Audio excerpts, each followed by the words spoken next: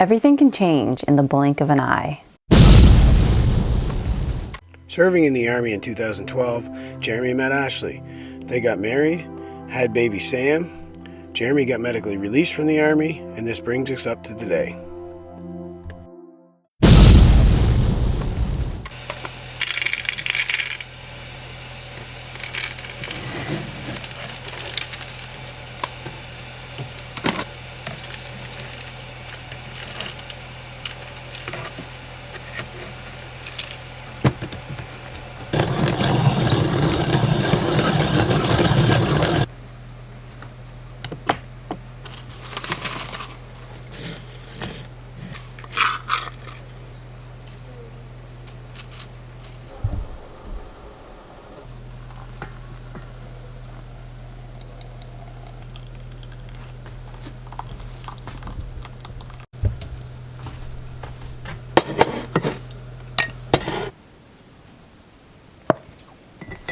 So as you know, last year we got our well dug. We did all our plumbing into the house and we were living pretty much like normal people. Our solar does need to be upgraded. It's needed to be upgraded since we did our well last year because it can't run the pump with the power that we have from just the solar. So we went and invested in a small generator, 22,000 watt, I think it was, generator, which would cost like $5 if we ran it for the entirety of the day. And we normally don't run it for the whole day, but if we needed to run it for the whole day on a gloomy, rainy day, we could do that for about $5 for the entire day, which was so awesome. So we were basically living like normal people, we felt like anyway. Now we had running water, we had all our plumbing in the house, we had our hot water heater, and then we had our backup generator to get the water into the house and to heat it and run it. So we weren't going to go lug water anymore, and that was really awesome. And then recently our generator went on the fritz and we couldn't get it fixed. So we went and bought another generator, a little bit bigger. I think it was 2,500 watt, and we had it for about 3 weeks and then it went on the fritz. So we took the little generator, which is the good one because it was a more expensive one, and we recently just took it in to get fixed by a guy down the road here. And then the medium-sized one, we returned to the store because we only had it working for like I don't think it was even 3 weeks. I think it was 2 weeks. And then it stopped working. So we returned it to the store, and which was great. We got our money back there. But now that means that we have to use the big kahuna. So we're using a big, I think 7,800 watt generator, which is really great because it never fails us. It's always reliable. It doesn't matter how cold it is outside. And if it hasn't started in months, we could go out, pull the cord, and it'll start. Problem with that is it uses about $20 in gas for the day, for 8 hours. Not even a whole day. So the little generator we could run for like 12 hours and it'd be about $5. This one's $20 for 8 hours. So that really sucks. Like that's a big hit to take right now. We do need to upgrade our solar. We've known that we've needed to upgrade our solar for quite a while now, since we got our plumbing and our well and stuff, which was back in the summer. Unfortunately, to upgrade our solar is going to cost approximately $10,000 because we want to get a good system. We want the windmill, we want a bigger system, we need new batteries. We need it all run properly and not on the side of the house. We'll need a pole to mount it on out in the yard. And we need it to be able to run the garage, which we are going to build later this year. So when we looked into it, it was approximately $10,000, give or take. Instead of investing that kind of money right now, we've been putting all the money we have into building the addition, into finishing the house and that sort of stuff. So the solar has been kind of put on the sidelines, and that little generator worked good, so it didn't matter. So we used the little generator. But when the little generator doesn't work, that's when things get pretty crappy. We've been running that big generator now for on and off for like a week because we bought the medium-sized generator, like I said, and then when it wouldn't work, we had to kick into the big kahuna, and then we returned it. Now we finally have the little generator in getting fixed, so we're running the big generator, and it's just costing so much in gas, it's ridiculous. So what we did last night is we knew that it was going to run out of gas, and we're like, you know what, let's just fill a bunch of pots, put them on the stove, fill the bathtub. That way in the morning when we get up, really what we need the generator for is for water, so we can have water in the house to wash our hands, to have a shower, to brush our teeth, all that, and to flush the toilet most importantly. So what I did last night is I filled the bathtub. We've already been using some of the water from here since we woke up. So we filled that. I filled the kettle for the chickens, and then these 3 pots for the back of the toilet as well.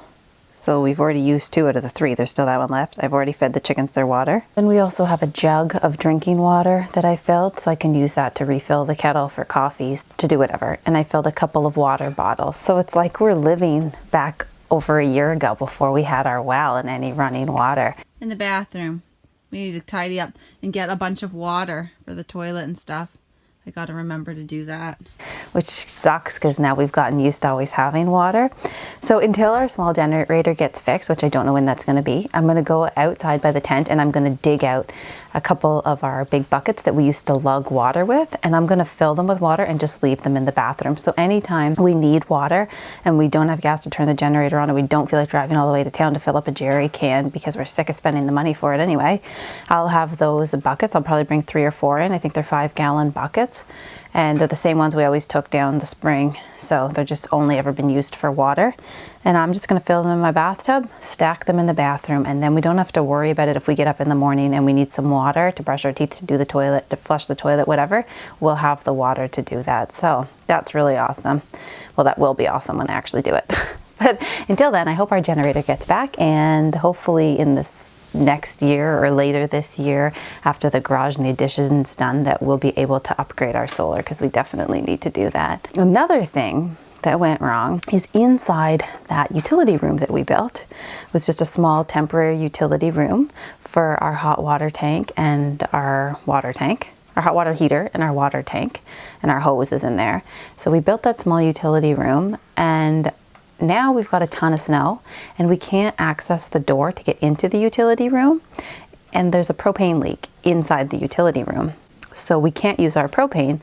For the last few days or a week or something, we're not using our oven until we can get inside that utility room and fix the propane leak. It doesn't leak when the propane's off, so it's not a problem then. It's just when you turn it on, it's just a small leak, but we don't want to take those chances that leaving it on of any length of time and then, you know, it just smells like propane terrible. So we're not going to do that. So that's another thing now. It's like, it's just weird. It's like we've kind of gone back in time a little bit now, having to lug water, having to turn our propane off because we can't leave it running. It's crazy how fast things can change in the blink of an eye. You never know what's coming your way, especially when living this type of lifestyle.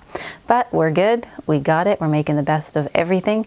And yeah, we just enjoy what life throws at us. So another problem we now have is there's a protest going on in Ontario, and they've blocked all the railways which bring propane here to the Maritimes. And in 5 days, it's going to be a very critical situation where there's little to no more propane left in the Maritimes. So we just found that out today, and as you know, we run our hot water heater and our oven / cook stove on propane. So we are going to have to head to Costco today and refill our 100-pound tank. But it's something that really makes you think, like, when you're dependent, even though we're off grid, we're still dependent on certain resources like propane or gas for our generator and stuff. So it really makes you think about how you can be even more prepared, even though we're already off grid. What other steps we need to take to be more prepared for if something does happen, like what's happening currently, that you can no longer get propane, or you could no longer get gasoline, or if you're using oil, that you could no longer get oil. So luckily for us, we have a wood stove which heats our home. We can also cook on it. We can just put a frying pan, we can boil our water, we can do all that on the wood stove, which is great. So if, you know, once we fill our 100-pound tank of propane, if they don't have it, you know, by the time we run out, we'll just obviously not be able to use our oven anymore. So we're going to have to start cooking on our wood stove or building fires outside and cooking with our Dutch oven that we have. So it just makes you become a little bit even more resourceful and thinking about new ways that you're going to have to do stuff. And then we'll have to heat our water on the wood stove as well, which is what we did last year anyway. We didn't have running water in the house, but we had the bathtub in the bathroom. We would go lug water down from the spring, heat it on the wood stove, and we would bath instead of showering. So, I mean, that may be something that's going to be coming our way really soon again. So anyway, that's what we're now going to have to do today, is head down to Costco and fill our 100-pound tank, and then start thinking of other ways that we can be even more prepared than we already are. So really, this week has opened our eyes to that. So the generator breaking and having to use the big generator, which we don't want to run, thinking about propane and how to have a better setup with that. It's been a week of learning even more things.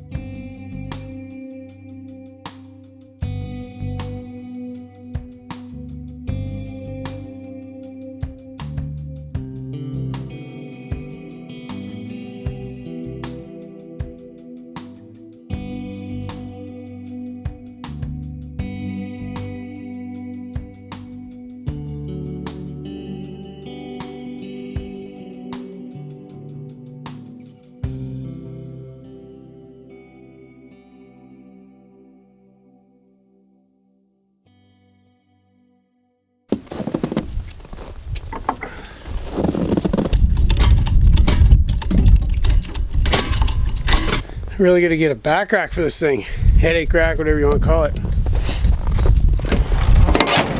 Alright, so Ashley was telling you about the propane dealy going on here with the trains being blocked and all that with protests. So let's hopefully be able to get another jug of propane before we can't get it right now. But hopefully that sorts itself out sometime soon. But just in case, we're going to get that filled up now. And we'll go from there. So let's go see how it is. Luckily, there isn't a big lineup here at Costco. We were the only ones getting our tank filled at the moment. So that's awesome. Then Sam and I went in and grabbed a couple of hot dogs. Costco has the best hot dogs. They're huge. $1.50, you get a hot dog and a drink. Can't beat that. Poor Jeremy's out there tying it up and it's minus 20 something out there.